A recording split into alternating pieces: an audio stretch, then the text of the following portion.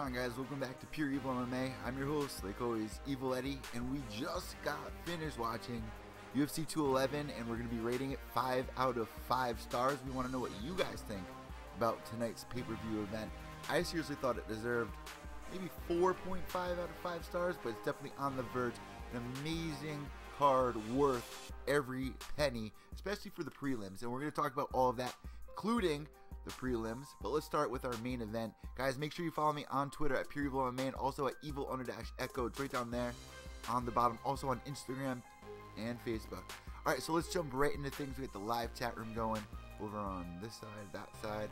I don't know. Alright, so main event, we're going to jump right into it. Stipe versus JDS. This was the second time this fight was going down, and the very first time these two fought, JDS ended up getting the better of Stipe Miocic. Well, now we've seen the evolution of Stipe. In his last couple of fights, he's just been on a roll, tearing through every one of his opponents. The last guy he lost to was JDS, who put on an amazing performance in his last fight as well against Ben Rothwell. Let the raps run around in here. So going into this fight, I didn't really expect a first round knockout, but that's what happened. JDS was going in there kind of working his boxing, but not as much as he did against Ben Rothwell. He wasn't able to get loose as quick as he really should have there. But he was landing some very nice kicks on Stipe to his shin, which might have even cracked Stipe's shin because he was limping on that leg for a little bit there. And then he was pressuring JDS up against the cage and finding success as JDS tried to scoop out. Stipe was just clipping him every time. Even stunned him a couple of times before he was knocked out. But once he landed this, I forgot whether it was a right hook or right jab, he landed a really nice spot on JDS, and it just dropped. And the question is all of these fights that JDS has been in, the fights against Cain Velasquez, even the fight against Stipe, have these piled onto him? Does he not have a chance of standing as much as he used to in the past? Well, after seeing what happened tonight, you can't really make an assumption off of that. But I can tell you one thing, Stipe is on top of his game, and the question is if he is right about calling himself the greatest in the division right now. Or is it Cain Velasquez, who we really want to see fight for the title once again? That's what I want to see, at least. Let us know what you guys think on Twitter at Pure Evil MMA. Taking it back to the land. By the way, MGK releasing his new album, Bloom, last night. Amazing album. JDS, of course, Stipe walks out to MGK Till I Die. In the fight before that, we had our co-main event, Joanna Jędrzejczyk versus Jessica Andrade. Now, going into this, a lot of people thought, I don't know why they thought this, but they thought that Joanna was going to lose her belt tonight. Joanna 2 years ago won the belt in Dallas, and she was going to be defending it once again here. I think this was the 5th time she was going to be defending her title. And you know what? Andrade has looked amazing ever since dropping to this weight class. Not really having a hard time cutting the weight, I guess, but Joanna Jędrzejczyk is just on another level with her Muay Thai, and the kicks, the strikes, and the way that she was able to exit the pocket and avoid Jessica Andrade. Andrade was putting on a lot of pressure every single round, but round after round after round after round, you had to give it to Joanna. In the very first round, that's where Jessica had the most success. He even clipped Joanna at one point, and she had a nice little stub right there on her head that really just started blowing up throughout the fight. But Andrade, as much pressure as she's putting on, what champions do is they can adjust during fights. We see that with some of the best champions that are out there, like Jorina Barsh, who does the exact same thing. Kind of adjusts to her opponent and then wins round after round if she has a hard time in the first. So what we saw tonight with Joanna Jędrzejczyk, who is left in that division for this girl to fight? I mean, you guys can make suggestions, but Joanna is going to be pushing for a new division, and there are rumors. Well, they're not even rumors anymore. They're opening up a new weight division for the females, and Joanna definitely wants first crack at that, and she definitely deserves it. One of the front runners in that division. The only girl who ever gave her a run for her money, really, is Claudia Gadelha, and she fought her twice already and beat her. So you can't go for a third time. Not this soon. Definitely not this soon. So we're gonna have to wait and see what happens with Joanna. What do you guys think is next? Let us know at Pure Evil MMA. Damian Maia going in there against Jorge Masvidal. Masvidal was able to get rid of the submission attempts in the first round, and I thought he was doing a great job in the second and third. But Damian Maia, man, he was just able to just grasp on and really try to tire you out.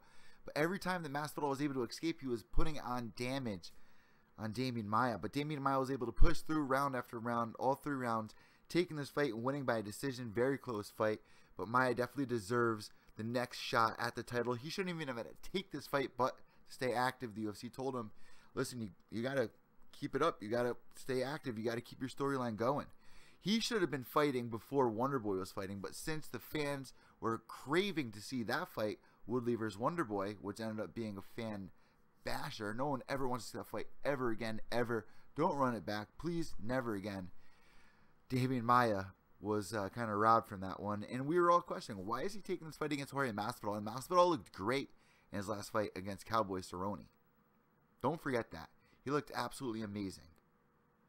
So Damian Maia moving forward, he is going to be next to fight Woodley. But then again, there are rumors that Woodley's going to be announcing his next opponent, and I really don't know what are the chances of them naming Maia. Woodley wants a title fight, and there are rumors that it might be Nick Diaz. Is it Conor McGregor? I don't know. I don't think it's going to be Conor McGregor. I really don't want to see that fight, but who knows? Who freaking knows?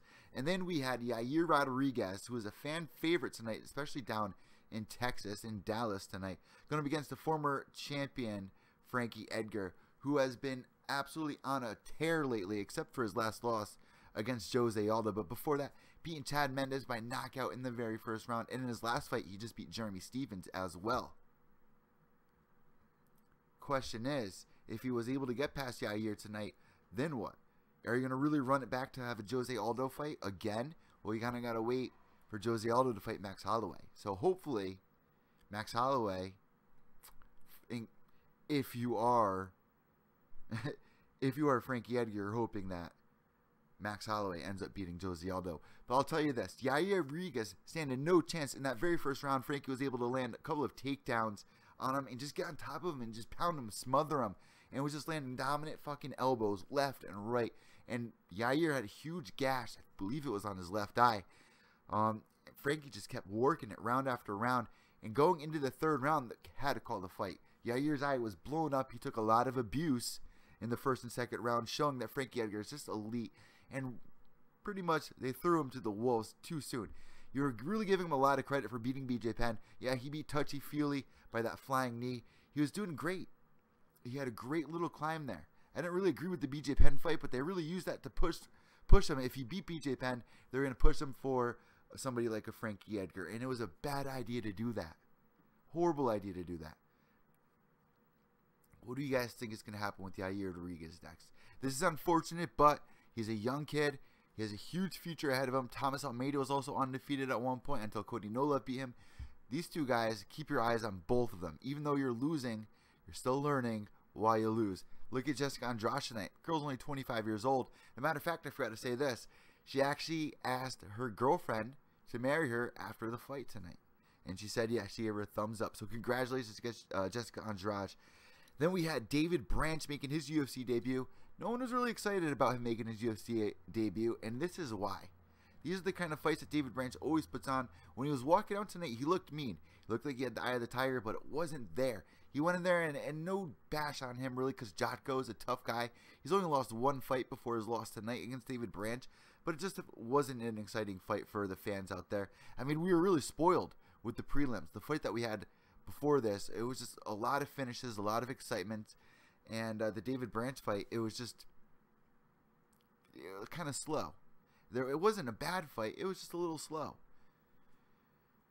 David Branch winning that fight by decision, beating Jotko. Very close fight, though. Very, very close fight.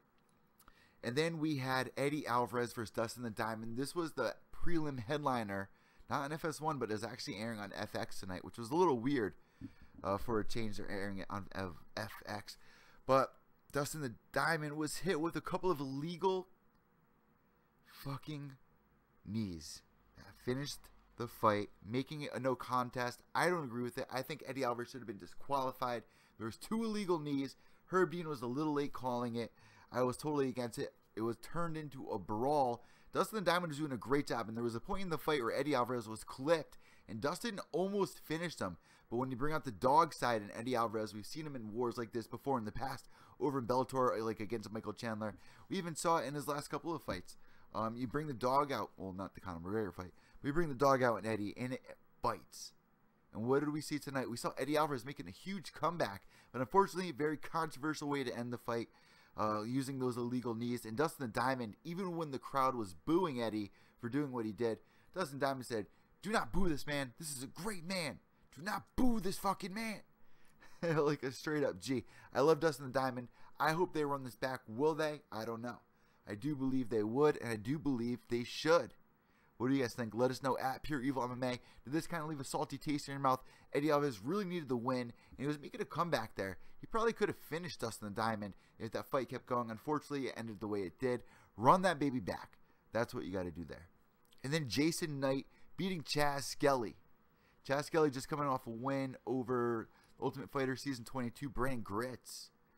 An amazing submission win, I believe. He actually came on the show to talk with me about that fight, and he wanted this fight against Jason Knight. Well, he got it tonight, and Knight looked amazing on the feet, just cutting Skelly up, gets the TKO in the third round, moving, advancing, and he's almost feels like it is a punch and a slap to the face that the UFC is not matching him up with ranked opponents. Well, after beating Chaz Skelly, I think this man deserves this. Give this man a top 15 opponent.